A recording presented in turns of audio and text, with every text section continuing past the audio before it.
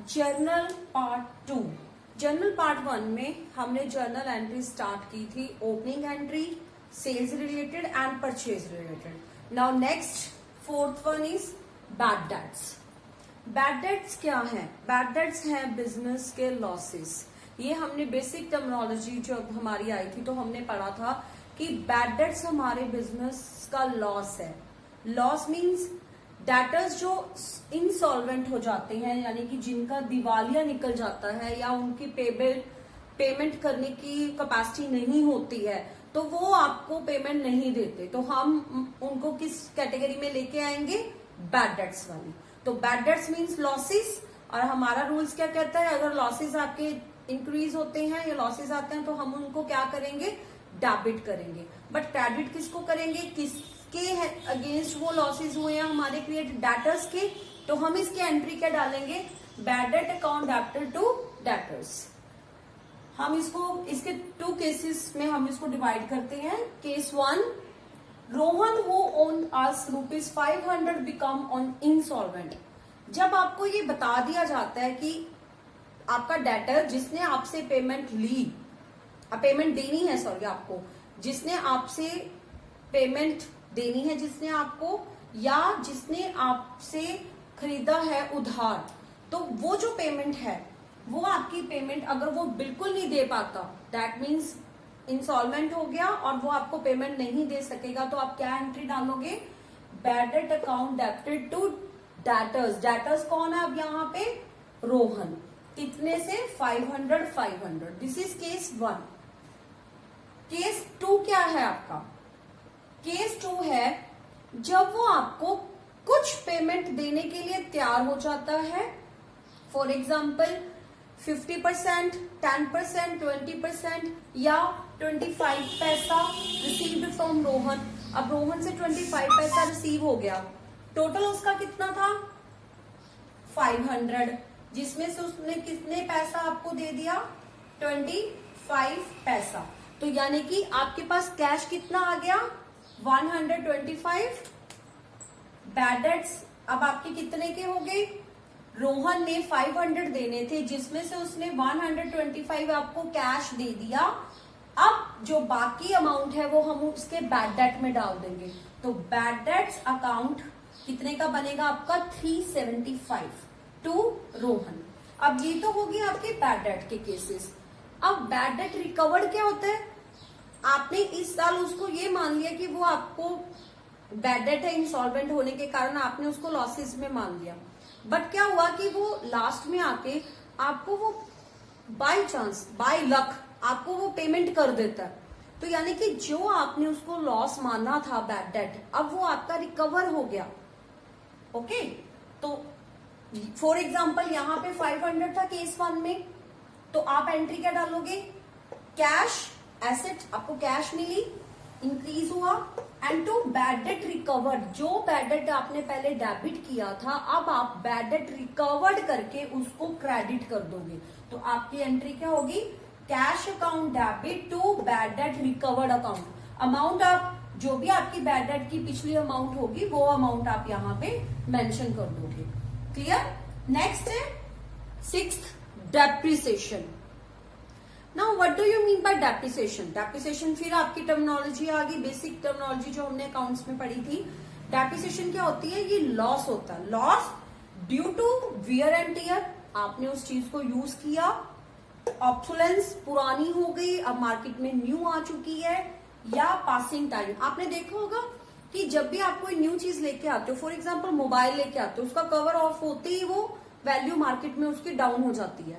या आप कोई मशीनरी लेके आए हो, आपने 3-4 इयर्स यूज किया उसको, उसके बाद वो उसकी वैल्यू जब आप रीसेल के लिए उसको करोगे तो उसकी वैल्यू हो जाएगी, आपकी डाउन हो जाएगी मार्केट में, ड्यू टू उसके जो आपने वियर एंड टियर किया उसके कारण कई जगह से उसका निकल गया या वो घिसावट हो गई है, so on. Number of cases है आपके इसमें। तो डेप्रिसिएशन आपका लॉस है। लॉस होगा तो आप उसको क्या करोगे? डेबिट। और किसके अगेंस्ट हो रहा है आपको वो लॉस? एसेट के अगेंस्ट। अब यहाँ पे एसेट डिक्रीज हो रही है आपकी क्योंकि उसकी वैल्यू डिक्रीज हो रही है, तो इसलिए आप उसको करोगे क्रेडिट। अब फॉर एग्जाम्पल एसेट कौन सी? Machinery, furniture, so on. हमने मशीनरी ले ली यहाँ पे 50,000 की। अब 50,000 की मशीनरी पे आपकी 10% डेप्रिसिएशन है।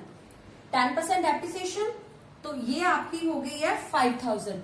यानी कि आप जो यहाँ पे जर्नल एंट्री डालोगे वो डालोगे depreciation account debit to machinery account. Machinery कितने की डलेगी आपकी 5,000।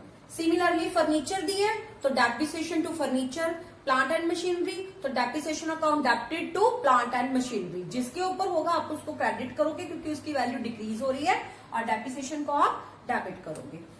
तो ये आपकी थी bad debt recovered and depreciation. Now हमारे कुछ स्पेशल एक्सपेंसेस होते हैं, इनको हम स्पेशल एक्सपेंसेस कहते हैं। देखो नॉर्मली हम क्या कर रहे हैं कि जितने भी एक्सपेंसेस है, लॉसेस है, उनको आप डेबिट करते हो, और जितनी भी आपकी इनकम और गेन्स है उनको आप क्रेडिट करते हो। बट कुछ स्पेशल लॉसेस आपके एक्सपेंसेस होते हैं जिनका आप स्पेशल ट्रीटमेंट करते हो। जैसे अभी पीछे रियल नॉमिनल किया था तो हमने कहा था कि जो एक्सपेंसेस है वो आपकी क्या होते हैं, जैसे रेंट हो गया paid, salary paid, wages paid, interest paid, these all are expenses. आप इनको क्या मान के चलते हो, डेबिट करते हो, एक्सपेंसेस है आपके। बट हमने एक चीज और की है कि जो आपके आउटस्टैंडिंग्स होते हैं, प्रीपेड होते हैं, आप इन एक्सपेंसेस को एसेट्स एंड लायबिलिटी में कन्वर्ट करते हो, मानते हो, एंड आप इनको पर्सनल अकाउंट मान के चलते हो क्योंकि ये आपके स्पेशल एक्सपेंसेस है। अभी let's start with outstanding expenses. Very first outstanding expenses क्या होता है? आउटस्टैंडिंग मीन्स ड्यू, आपका ड्यू है बट नॉट पेड, क्योंकि एक्सपेंस की बात आई, आपका एक्सपेंस ड्यू है but not paid. That means इस साल का आपने कोई एक्सपेंस हुआ आपका, आपने वो एक्सपेंस इस साल में पे नहीं किया, आप नहीं कर रहे हो अभी, तो वो आपका आउटस्टैंडिंग हो गया। दैट मीन्स आपकी लायबिलिटी हो गई, क्योंकि आगे फ्यूचर में तो उसको पे करना पड़ेगा ना आपको, लायबिलिटी तो है वो आपकी। तो इसीलिए अगर लायबिलिटी इंक्रीज हो रही है तो हम यहाँ पे इसको क्या करेंगे, क्रेडिट करेंगे, और एक्सपेंस अकाउंट को आप क्या करोगे, डेबिट करोगे। अब यहाँ पे जो आपका आउटस्टैंडिंग एक्सपेंस अकाउंट आपने क्रेडिट किया है वो आपकी लायबिलिटी के कारण आपने किया है, और एक्सपेंस नॉर्मली हम जो भी जितने भी एक्सपेंसेस हम उनको क्या करते हैं, डेबिट करते हैं, क्योंकि ये एक्सपेंस के अगेंस्ट ही आपका आउटस्टैंडिंग हुआ है। तो एक्सपेंस यहाँ पे अब फॉर एग्जाम्पल उन्होंने बोला कि रेंट हो गया आपका या सैलरी हो गया, तो यहाँ पे आप एंट्री कर सकते हो rent account debit to outstanding rent, salary account debit to outstanding salary account. Prepaid expense, prepaid expense कौन से होते हैं? दिस अकाउंटिंग ईयर जो आपका चल रहा है, आपने उसमें उससे पहले ही आपने उसको पे कर दिया, या अगले साल जो आएगा उसको आपने इस साल कर दिया, लेकिन उसका ट्रीटमेंट नेक्स्ट ईयर होना है, दिस ईयर नहीं होना आपका। तो आप अगर एक अकाउंटिंग ईयर का उससे पहले ही आप जो एक्सपेंस आपको आना होता है, आप पहले प्लान करके आप पे कर देते हो उसको, तो वो आपका एक्सपेंस कहलाएगा प्रीपेड एक्सपेंस। तो एंट्री आएगी prepaid expense account debit to expense. अब यहाँ पे प्रीपेड एक्सपेंस क्या है, आपकी एसेट है, क्योंकि अगले साल का खर्चा आपने इसी साल कर दिया, दैट मीन्स अगले साल आपको नहीं करना पड़ेगा, तो उस टाइम आप सिक्योर हो जाओगे। फॉर एग्जाम्पल आपने 1 लाख देना था, तो आपने अगले साल आपने 1 लाख में से 10,000 आपने इसी साल एडवांस में दे दिया, ठीक है, आपने पहले ही खर्च कर दिए, तो अगले साल के लिए वो जो 10,000 है आपकी एसेट है, क्योंकि अगले साल आप वो 10,000 पे नहीं करोगे, इसीलिए एसेट इंक्रीज हुई है। तो आप इसको क्या लेके चलोगे, prepaid expense account debit to expense. Now ये आपके एक्सपेंसेस थे आउटस्टैंडिंग एंड प्रीपेड। अब आपके पास आ जाती है income, income received in advance and accrued income. इस इनकम रिसीव्ड इन एडवांस आपकी क्या होती है कि आपको पहले आपने काम किया नहीं, आपने सर्विस दी नहीं, उससे पहले ही आपको इनकम मिल जाए, तो हम उसको कहेंगे income received in advance.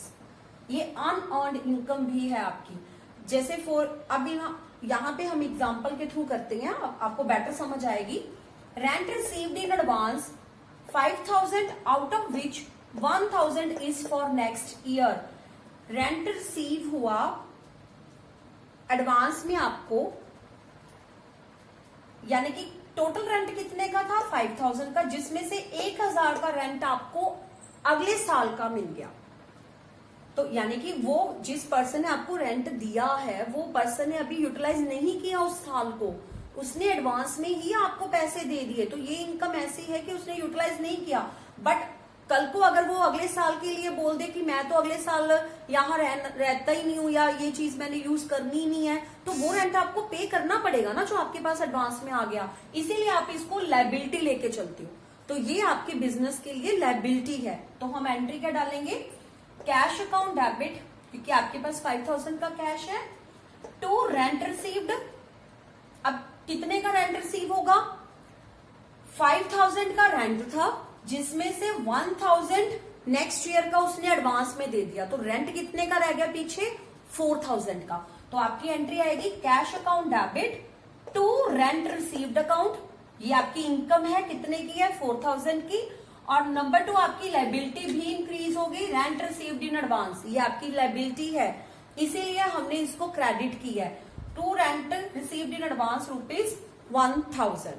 Okay, now next है एक्रूड इनकम, यानी कि income due but not received. अब आपने काम किया था, उसकी इनकम ड्यू है, लेकिन उसने बोल दिया कि अभी मैं नहीं दूंगा, यानी कि दिस अकाउंटिंग ईयर में आपको वो नहीं मिल रही है, बट आपको मिलेगी, इसीलिए हम इसको लेके चलेंगे एसेट। ये आपके बिजनेस के लिए एसेट है। तो इसके लिए एंट्री क्या करेंगे हम, accrued income account debit to income, यानी कि एक्रूड इनकम आपकी एसेट हुई, आपने इसको एसेट माना क्योंकि आगे फ्यूचर में तो आपको मिलेगी, तो इंक्रीज हो रही है, इसीलिए हम इसको लिखेंगे accrued income account debit to किसके अगेंस्ट है, इनकम के। तो यहाँ पे हम इसको करेंगे to income account. Now next है कंपाउंड एंट्री। हमने कंपाउंड एंट्रीज क्या होती है, नाम से ही पता चलता है, जब एक साथ आप नंबर ऑफ एंट्रीज को इकट्ठा लिखते हैं। For example paid rent, salary, wages. अब ये आपको सेम डेट में उन्होंने बोला कि एक्सपेंस हुआ, कोई भी पेड रेंट हुआ, उसने रेंट पे किया, सैलरी पे की, वेजेस की। अगर तो ये अलग अलग डेट्स को मेंशन होती तो हम क्या एंट्री डालते, rent account debited to cash, salary account debited to cash, wages account debited to cash. अब इस क्वेश्चन में ये सेम डेट को ही हुआ है, या आपकी ट्रांजैक्शन एक ही दिन में हुई है, तो आप इसकी एंट्री क्या डालोगे, तीनों चीजों में कॉमन क्या है, कैश, तो आप इसको क्या कर दोगे, क्रेडिट कर दोगे। रेंट अकाउंट डेबिट क्योंकि एक्सपेंस है आपका, सैलरी अकाउंट डेबिट एक्सपेंस है, वेजेस अकाउंट डेबिट एक्सपेंस है, कितने का रेंट 5000, सैलरी कितने की है 1000 एंड वेजेस कितने की है 500। अब आपने एक्सपेंस को तो अलग अलग कर दिया, रेंट, सैलरी एंड वेजेस। अब यहां से आपको कंबाइंड एंट्री से कंबाइन वन डे में आपका टोटल कैश कितना गया 2000। कितने की एसेट आपकी डिक्रीज हुई है, कितने से डिक्रीज हुई है 2000 से, तो आप इसको क्या कर दोगे 2000 से क्रेडिट कर दोगे। तो ये आपको इजी हो जाता है। जैसे हर बार एक ही एंट्री को कॉम्प्लिकेटेड बनाना, इससे क्या होता है, अगर हम rent account to cash, salary to cash, अगर इस तरह से एंट्री डालते हो तो नंबर ऑफ एंट्री आपकी हो जाती है, जिसको आपका रिमेंबर करना भी और आगे आपको देखना भी मुश्किल हो जाता है कैश को बार बार। अब आपको पता है वन डे में ही हुई है, एक ही दिन की ट्रांजैक्शन है, सेम एक्सपेंस है आपका, एक ही टाइप का है, आपने एक्सपेंस किया रेंट, सैलरी और वेजेस पे, और डिक्रीज क्या हुआ आपका कैश, तो आप एक ही एंट्री डालोगे, इसको बोलेंगे कंपाउंड एंट्री। क्लियर। आगे मैं जो आज आपको ये कैश डिस्काउंट आगे टॉपिक करवा रही हूँ, ये भी कंपाउंड एंट्री की एग्जांपल है, जहां पे आपकी 2-3 मोर एंट्रीज पड़ती हैं। और प्रीवियस अभी जो हम पढ़ के हटे हैं पीछे, जिसमें हमने एंट्री की थी cash account debit to rent received to rent received in advance, this is also called compound entry, जहां आपके या तो नंबर ऑफ डेबिट होंगे या नंबर ऑफ क्रेडिट होंगे, तो आप उसको बोलोगे कंपाउंड एंट्रीज। क्लियर? अब आपका आता है trade discount and cash discount. Trade discount क्या है आपका? जब आप बल्क में परचेजेस करते हो और आपकी जो क्वांटिटी है वो ज्यादा से ज्यादा आप परचेज करो, उसको बढ़ावा देने के लिए ट्रेडर आपको डिस्काउंट देता है जब आप परचेज करते हो, तो उसको हम बोलते हैं ट्रेड डिस्काउंट। और ट्रेड डिस्काउंट बुक्स में अलग से शो नहीं होता, ये हमने टर्मिनोलॉजीज में पढ़ा था। For example, purchase goods from Ram at least price of 40,000, 10% trade discount. अब आप देखो इसको हम किस तरह से डालेंगे एंट्री। हमारी एंट्री क्या आनी चाहिए? Purchase account debit to Ram, ये एंट्री आएगी। अब परचेजेस कितने किया? अगर सिंपल होता क्वेश्चन तो आप परचेजेस पे 40 डाल देते, इट्स ओके। अब यहाँ पे आपको क्या मेंशन है? Trade discount. तो आप कैसे करोगे इस क्वेश्चन को? 40,000 माइनस 40,000 का 10% जो आपका टीडी है, आप किस तरह से करोगे इसको? ये हो गया आपका 4,000, यानी कि आपकी परचेजेस कितने की आएगी? जो आपकी नेट परचेजेस है वो आएगी 36,000। तो अब आप बुक्स में ट्रेड डिस्काउंट यहाँ पे नहीं शो करोगे, आप यहाँ पे टीडी करके डेबिट क्रेडिट कुछ नहीं करोगे कि आपको कोई डिस्काउंट मिला है। आप नेट परचेजेस जो आपकी टोटल परचेजेस है, आप परचेजेस ही आप 36,000 की मान के चलोगे। I repeat again, trade discount आपका जो लिस्ट प्राइस है उस पे निकलेगा, उसमें से डिडक्ट करने के बाद जो अमाउंट आएगी आपकी वो शो होगी, टीडी आपका शो नहीं होगा। क्लियर? एंड जो कैश डिस्काउंट है वो क्या है? कैश डिस्काउंट मतलब आपकी पेमेंट्स, जो कस्टमर है उनकी पेमेंट्स को बढ़ावा देने के लिए, ताकि वो ज्यादा, अब मैंने कोई परचेजेस की और मैंने 3 डेज बाद ही या ऑन द स्पॉट ही मैंने कैश पेमेंट कर दी, अब उस चीज को बढ़ावा देने के लिए ताकि नेक्स्ट टाइम भी मैं करूं तो कुछ डिस्काउंट मुझे मिलेगा, जिसको मैं बोलूंगी कैश डिस्काउंट।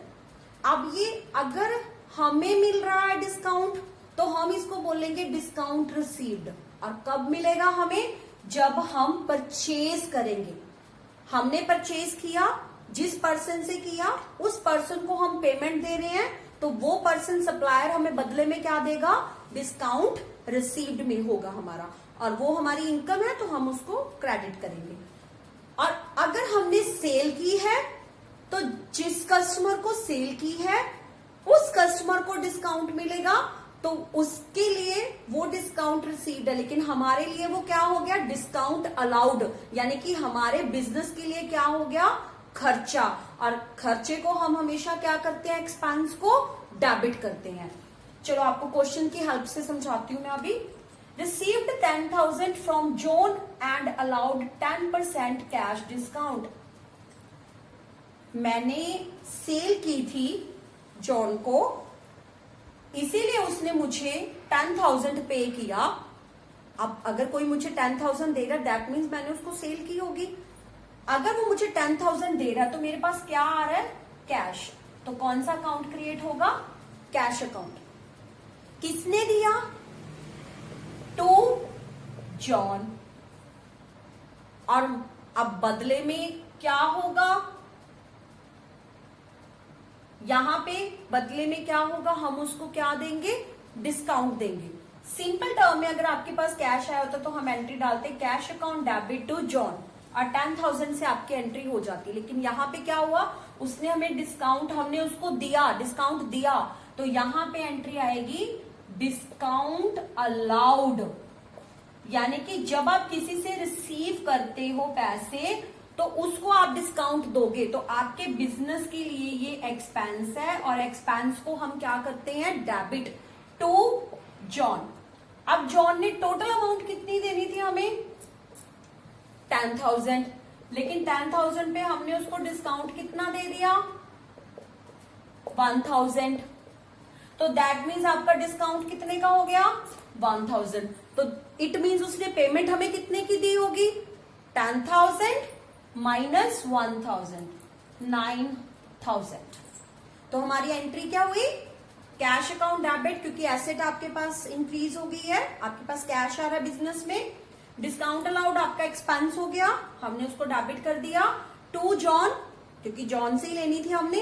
अब यहाँ पे हमने अलग अलग एंट्री डालने की बजाय cash to John, discount to John, हमने एक ही एंट्री में इसको लिखा, इसीलिए इसको भी हम क्या कौन सी एंट्री बोलेंगे, compound entry. Clear. Now next है, अगर हमने अपने सेलर को पेमेंट दी हो, यानी कि हमने कुछ परचेज किया, अब उसको हम पेमेंट दे रहे हैं, तो जो जोहर है वो कौन है, आपका क्रेडिटर है जिसको आप पेमेंट दे रहे हो।